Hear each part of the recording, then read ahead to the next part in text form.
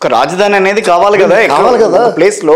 ఇప్పుడు నువ్వు సూట్ వేసేసుకున్నారు తలకాయ, లేకపోతే ఇప్పుడు సూట్ వేసుకుని బ్రహ్మాండంగా ఉన్నారు, ఆ ఫోటో గట్ట వేసుకుని మీ తలకాయ లేదనుకోండి మేము ఎవరిని చూడాలి?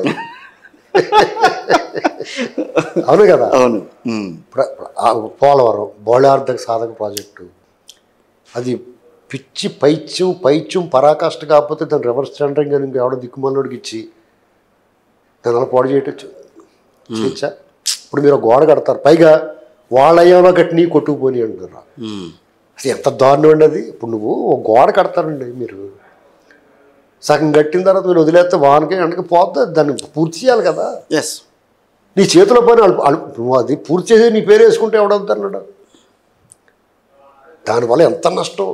ఇప్పుడు దాన్ని మళ్ళీ ఇప్పుడు కొత్తగా కడతాం ఈజీ. అవును, కట్టిన దాన్ని మళ్ళీ దాన్ని రిపేర్ చేయడం చాలా కష్టం.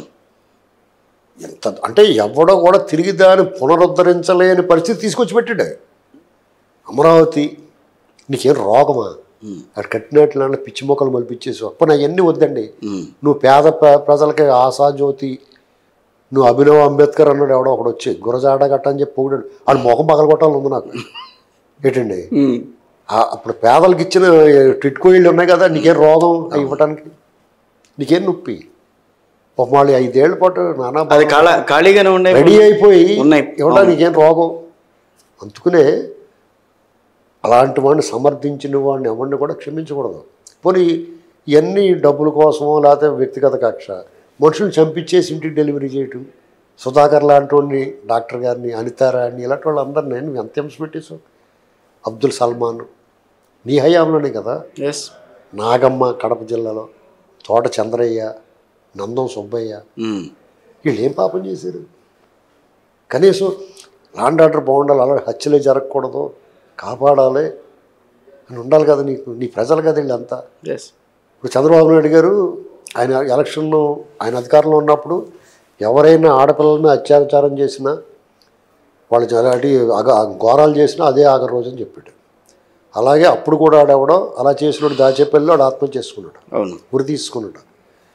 నిన్న కాక మొన్న ఇక్కడ ఆంధ్రప్రదేశ్లో మళ్ళీ ఉత్తరాంధ్రలో జరిగింది, ఆడు కూడా ఆత్మహత్య చేసుకున్నాడు. ఆ రకమైన భయం ఉండాలి కదా. గంజాయి యువత అంతా పాడైపోయి వాళ్ళు మత్తులో తేలుతున్నారు. నువ్వు ఈ రకంగా మనుషులు నిర్వీర్యం చేసేసి రాష్ట్రాన్ని ఎందుకు పనికి రాకుండా చేసి నువ్వేం బాగుకుందామని ఇవన్నీ సరిదిద్దుకోవటానికి వాళ్ళకి టైం పడుతుంది. ఇప్పుడు వాళ్ళ మీద హై ఎక్స్పెక్టేషన్ ఉందండి. చంద్రబాబు నాయుడు గారు ఈ ప్రభుత్వం మీద, లోకేష్ మీద విపరీతమైన ఎక్స్పెక్టేషన్ ఉంది. ఎందుకంటే వీళ్ళు విపరీతమైన ఒత్తిడికి గురయ్యారు, వీళ్ళు వేధించారు. బట్ ఈవెన్ దో ఇప్పుడు ఈ 30 రోజుల్లో 30 కార్యక్రమాలు అని చెప్పి కొన్ని వచ్చినాయి నాకు. దాంట్లో 16,347 టీచర్ పోస్టులతో మెగా డిఎస్సి ఇచ్చారు. వృద్ధాప్య వితంతు పెన్షన్ 4,000 రూపాయలకి ఇచ్చారు వాళ్ళకి. దివ్యాంగుల పెన్షన్ 6,000 రూపాయలకు రెట్టింపు చేశారు. ప్రభుత్వ ఉద్యోగుల ద్వారా ఇంటి వద్దే పెన్షన్ పంపిణీ మొన్న చేసింది. ల్యాండ్ టైటిలింగ్ యాక్ట్ రద్దు చేశారు. సో ఇవన్నీ కూడా రాజధాని అమరావతి పనులు పునఃప్రారంభం, పోలవరం నిర్మాణం పునఃప్రారంభం. సో వీటన్నిటికీ మళ్ళీ దాన్ని గాడిన పెట్టే ప్రయత్నమే కదా గత 5 ఏళ్లుగా జరిగిన దానికంతా కూడా. పెన్షన్ల విషయం తీసుకోండి, 4,000 చేస్తున్నారు, చేశారు. 3 నెలల పెండింగ్ 1,000 పెంచింది, ఏప్రిల్ నుంచి పెంచింది అమల్లోకి వస్తుంది. 2,000 అండి ఆయన దిగిపోతున్నప్పుడు ఉన్న పెన్షను. ఆ తర్వాత 2 ఇయర్కి 250 పెంచుతామని అన్నారు, 3,000 చేశారు. ఈ రోజున మళ్ళీ 4,000 అవ్వాలా? అది 1,000 రూపీస్ ఒక్కసారిగా పెరిగింది కదా. ఇప్పుడు మ్యాటర్ ఏంటంటే చంద్రబాబు నాయుడు గారు 200 ఉన్నదాన్ని 1000 చేశాడు 2014లో. 1000ని 2,000 చేశాడు. అది దిగిపోయేటప్పుడు ఈయన 3,000 చేస్తున్నాడు జగన్మోహన్ రెడ్డి గారు.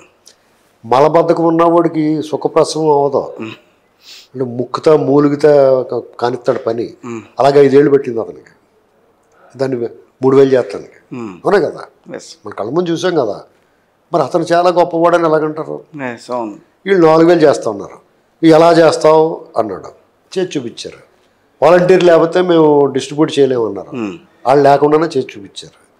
ఏప్రిల్ నుంచి పెంచిన అమల్లోకి వస్తాను. ఏప్రిల్, మే, జూన్ 3,000 ప్లస్ 4 7,000 ఇంటికి వెళ్ళి అప్పు చెప్పారు 65 లక్షల మందికి. అలాగే ప్రభుత్వ ఉద్యోగులకి వాళ్ళు టీఏలు, డిఏలు, హెచ్ఆర్లు, పిఆర్సీలు జీతాలు పెరగటం, రకరకాల పిఆర్సీలు, ఇలాంటి ఏమీ ఊరు బాబు మా జీతం వస్తే చాలరా బాబు అనుకున్నారు. 1వ తారీఖు జీతం వస్తే చాలు అనుకున్నారు. ముందు 1వ తారీఖు వస్తే కావాలనుకున్నారు. జీతం వస్తే చాలా తర్వాత జీతం వస్తే చాలరా బాబు అనుకున్న పరిస్థితి నెట్టేసండి.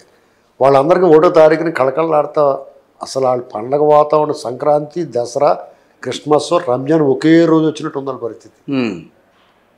అందరూ హ్యాపీ.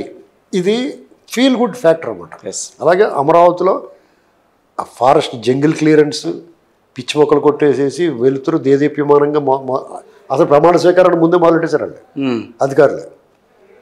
ఈయన ప్రాధాన్యత ఏంటో వాళ్ళు తెలుసుకున్నారు. కరెక్ట్. మనసు తెలుసుకుని, రాజు మనసు తెలుసుకుని వాళ్ళు పనిచేస్తున్నట్టుగా.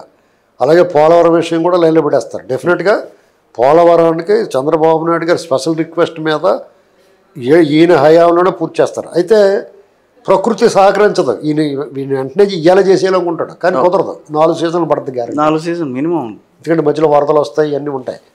ఇక తప్పదు. ఇక దాని మీద ఎక్కువ ఫోకస్ పెట్టి అత్మానం దాని గురించే మాట్లాడుకుంటారు. మిగతా పనులు చేసుకుంటే బెటర్. దానంతా అది నడుస్తూ ఉంటుంది.